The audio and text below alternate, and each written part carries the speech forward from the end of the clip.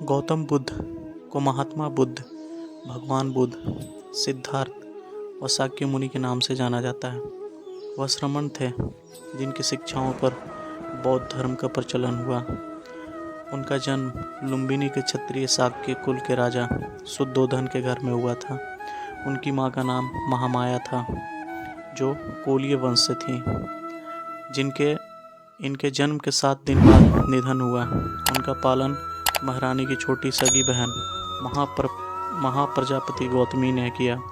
सिद्धार्थ विवाहोपरांत एकमात्र प्रथम नवजात शिशु राहुल और धर्मपत्नी यशोधरा को त्याग कर संसार को जरा मरण दुखों से मुक्ति दिलाने के मार्ग एवं सत्य दिव्य की ज्ञान की खोज में रात्रि में राजपाट का मोह त्याग कर वन की ओर चले गए।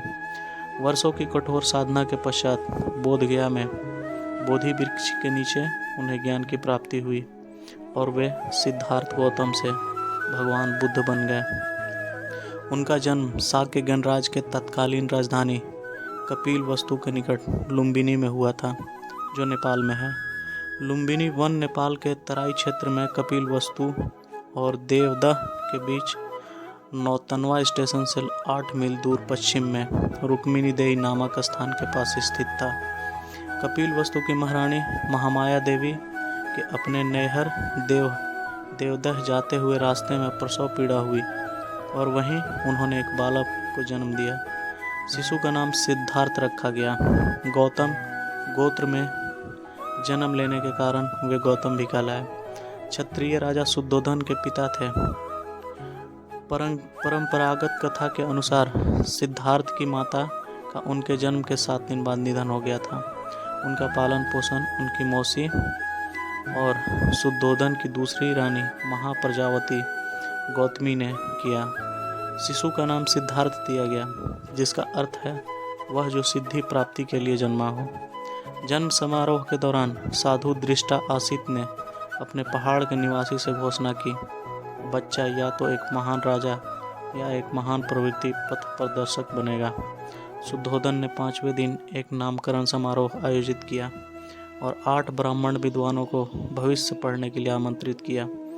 सभी ने एक सी दोहरी भविष्यवाणी की कि बच्चा या तो एक महान राजा या एक महान पवित्र आदमी बनेगा। दक्षिण मध्य नेपाल में स्थित लुम्बिनी में उस स्थल पर महाराज अशोक ने 3री शताब्दी ईसा पूर्व बुद्ध के जन्म की स्मृति में एक स्तंभ बनवाया था। बुद्ध का जन्म दिवस व्यापक रूप से कई देशों में मनाया जाता है। सिद्धार्थ का मन बचपन से ही करुणा और दया का स्रोत था। इसका परिचय उनके आरंभिक जीवन की अनेक घटनाओं से पता चलता है। घुड़दौड़ में जब घोड़े दौड़ते और उनके मुंह से झाग निकलने लगता तो सिद्धार्थ उन्हें थका जानकर वहीं रोक देते और जीती हुई बाजी हार जाता। खेल में भी सिद्धार्थ को खुद हार जाना पसंद था, क्योंकि किसी को हराना और किसी का दुखी होना उनसे नहीं देखा जाता था। सिद्धार्थ ने चचेरे भाई देवदत्त द्वारा तीर से घायल किए गए हंस की सहायता की और उसके प्राणों की रक्षा की। सिद्धार्थ ने राजकाज और युद्ध विद्या की भी शिक्षा ली। कुश्ती, घुड़दौड़, तीर कमान, रथ हाँकने में कोई उसकी बराबरी नहीं कर पाता। 16 वर्ष की उम्र में सिद्धार्थ का कन्या यशोधरा के साथ विवाह हुआ। पिता द्वारा ऋतुओं के अनुरूप बनाए गए वैभवशाली और समस्त भोगों से युक्त महल में वे यशोधरा के साथ रहने लगे, जहां उनके पुत्र राहुल का जन्म हुआ। लेकिन विवाह के बाद उनका मन वैराग्य में चला और समयक सुख शांति के लिए उन्होंने अपने परिवार का त्याग कर दिया। राजा शुद्धोधन ने सिद्धार्थ के लिए भोग विलास का भरपूर प्रबंध कर दिया। 3 ऋतुओं के लायक 3 सुंदर महल बनवा दिए। वहाँ पर नाच गान और मनोरंजन की सारी सामग्री जुटा दी गई। दास दासी उसकी सेवा में रख दिए गए, पर ये सब चीज़ें सिद्धार्थ को संसार में बांध कर नहीं रख सकी। वसंत ऋतु में एक दिन सिद्धार्थ बगीचे के सैर पर निकले। उन्हें सड़क पर एक बूढ़ा आदमी दिखाई दिया। उसके दांत टूट गए थे, बाल पक गए थे, शरीर टेढ़ा हो गया था। हाथ में लाठी पकड़े धीरे धीरे कांपता हुआ वह सड़क पर चल रहा था। दूसरी बार कुमार जब बगीचे की सैर को निकला तो उसकी आंखों के आगे एक रोगी आ गया। उसकी सांस तेजी से चल रही थी, कंधे ढीले पड़ गए थे बाहें सूख गई थी, पेट फूल गया था, चेहरा पीला पड़ गया था। दूसरे के सहारे वह बड़ी मुश्किल से चल पा रहा था। तीसरी बार सिद्धार्थ को एक अर्थी मिली। 4 आदमी उसे उठाकर लिए जा रहे थे। पीछे पीछे बहुत से लोग थे। कोई रो रहा था, कोई छाती पीट रहा था, कोई अपने बाल नोच रहा था। इन दृश्यों ने सिद्धार्थ को बहुत विचलित किया। उन्होंने सोचा कि धिक्कार है जवानी को, जो जीवन को सोख लेती है।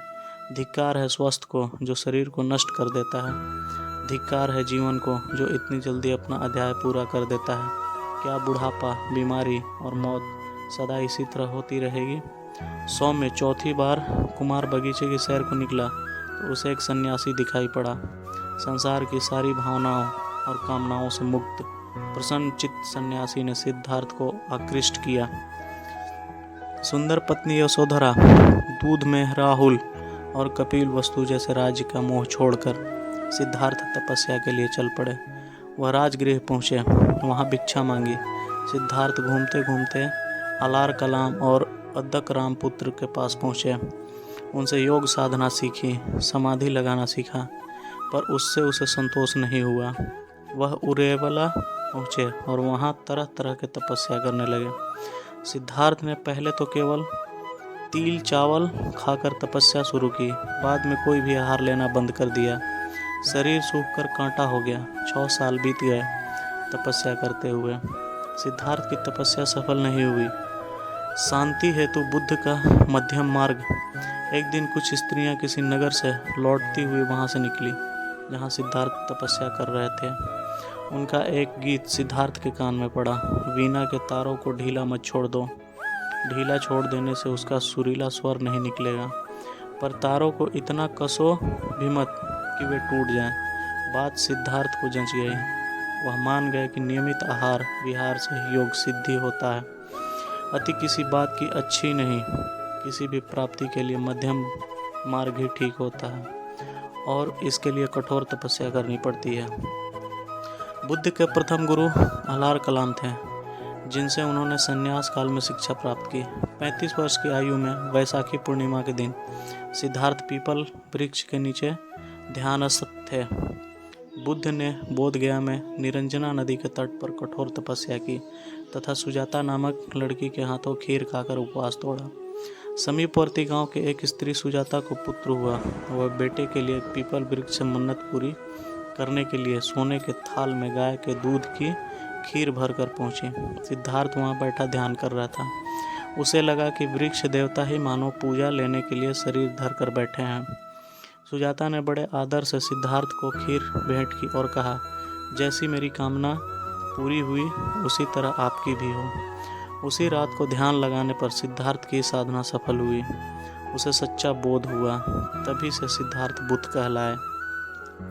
जिस पीपल वृक्ष के नीचे सिद्धार्थ को बोध मिला वह बोधि वृक्ष कहलाया और गया का समीपवर्ती वह स्थान बोध गया। वे 80 वर्ष की उम्र तक अपने धर्म का संस्कृत के बजाय उस समय की सीधी सरल लोक भाषा पाली में प्रचार करते रहे। उनके सीधे सरल धर्म की लोकप्रियता तेजी से बढ़ने लगी। 4 सप्ताह तक बोधि वृक्ष के नीचे रहकर धर्म के स्वरूप व चिंतन करने के बाद बुद्ध धर्म का उपदेश करने निकल पड़े। आषाढ़ की पूर्णिमा को वे काशी के पास मृगदाव पहुँचे। वहीं पर उन्होंने सर्वप्रथम धर्म उपदेश दिया और प्रथम 5 मित्रों को अपना अनुयायी बनाया और फिर उन्हें धर्म प्रचार करने के लिए भेज दिया। महाप्रजापति गौतमी को सर्वप्रथम बौद्ध संघ में प्रवेश मिला। आनंद बुद्ध का प्रिय शिष्य था। बुद्ध आनंद को ही संबोधित करके अपने उपदेश देते थे। पाली सिद्धांत के महापरिनिर्वाण सूत्र के अनुसार 70 वर्ष की आयु में बुद्ध ने घोषणा की कि वे जल्द ही परिनिर्वाण के लिए रवाना होंगे। बुद्ध ने अपना आखिरी भोजन, जिसे उन्होंने कुंडा नामक एक लोहार से एक भेंट के रूप में प्राप्त किया था, जिसके कारण वे गंभीर रूप से बीमार पड़ गए। बुद्ध ने अपने शिष्य आनंद को निर्देश दिया कि वह कुंडा को समझाए कि उसने कोई गलती नहीं की है। उसने कहा कि यह भोजन अतुल्य है। भगवान बुद्ध ने लोगों को मध्यम मार्ग का उपदेश दिया। उन्होंने दुख, उसके कारण और निवारण के लिए अष्टांगिक मार्ग सुझाया। उन्होंने अहिंसा पर बहुत जोर दिया। उन्होंने यज्ञ और पशु बलि की निंदा की। बुद्ध के उपदेशों का सार इस प्रकार है। आर्य सत्य 4 हैं। 1 दुख, संसार में दुख है। 2 समुदय, दुख के कारण है। 3 निरोध, दुख के निवारण है। 4 मार्ग, निवारण के लिए अष्टांगिक मार्ग है। बुद्ध धर्म के अनुसार चौथे आर्य सत्य का आर्य अष्टांग मार्ग है, दुख निरोध पाने का रास्ता। गौतम बुद्ध कहते थे कि 4 आर्य सत्य की सत्यता का निश्चय करने के लिए इस मार्ग का अनुसरण करना चाहिए। समय दृष्टि, 4 आर्य सत्य में विश्वास करना। समय संकल्प, मानसिक और नैतिक विकास की प्रतिज्ञा करना। समय वाक, हानिकारक बातें और झूठ न बोलना। समय कर्म, हानिकारक कर्म न करना। समय की जीविका, कोई भी अस्पष्टतः या अस्पष्टतः हानिकारक व्यापार न करना। समय प्रयास, अपने आप सुधरने की कोशिश करना। समय स्मृति, स्पष्ट ज्ञान से देखने की मानसिक योग्यता पाने की कोशिश करना। समय समाधि, निर्वाण पाना और स्वयं का गायब होना। कुछ लोग आर्य अष्टांग मार्ग को पथ्य की तरह समझते हैं, जिसमें आगे बढ़ने के लिए पिछले के स्तर को पाना आवश्यक है, और लोगों को लगता है कि इस मार्ग के स्तर पर सब साथ साथ पाए जाते हैं। मार्ग को 3 हिस्सों में वर्गीकृत किया गया है, प्रज्ञा, शील और समाधि। बुद्ध धर्म के प्रचार से भिक्षुओं की संख्या बढ़ने लगी। बड़े बड़े राजा महाराजा भी उनके शिष्य बनने लगे। शुद्धोधन और राहुल ने भी बौद्ध धर्म की दीक्षा ली। भिक्षुओं की संख्या बढ़ने पर बौद्ध संघ की स्थापना की गई। बाद में लोगों को आग्रह पर बुद्ध ने स्त्रियों को भी संघ में लेने के लिए अनुमति दे दी, यद्यपि इसे उन्होंने इतना अच्छा नहीं माना। भगवान बुद्ध ने बहुजन हिताय, लोक कल्याण के लिए अपने धर्म का देश विदेश में प्रचार करने के लिए भिक्षुओं को इधर उधर भेजा। अशोक सम्राट ने भी विदेशों में बौद्ध धर्म के प्रचार में अपनी अहम भूमिका निभाई। मौर्य काल तक आते आते भारत से निकलकर बौद्ध धर्म चीन, Japan, Korea, Mongolia, Burma, Thailand, Hind, चीन, श्रीलंका आदि में फैल चुका था। इन देशों में बौद्ध धर्म बहुसंख्यक